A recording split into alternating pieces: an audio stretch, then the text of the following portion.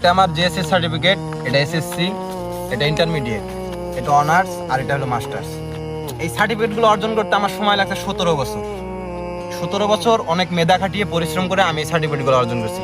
বর্তমানে এই সময়ে এসে এই সার্টিফিকেটগুলোর 1 পয়সার দাম নেই, কারণ আমার কোনো চাকরি নেই। চাকরির আশায় আমি অনেক পরিশ্রম করে এই সার্টিফিকেটগুলো অর্জন করছি। আজ এই মুহূর্তে এসে এই সার্টিফিকেটগুলোর 2 পয়সার দাম নেই। অথচ আমি যদি 17 বছর কামলা দিতাম, আজকে আমার 10-12 লাখ টাকা ক্যাশ থাকতো। 17 বছর লেখাপড়া করছি, আমার কাছে 2টা টাকাও নেই, এমনকি আমার 1 পয়সার দাম নেই। আমি একজন বেকার, সমাজের জন্য যে কত বড়। কান্দিস না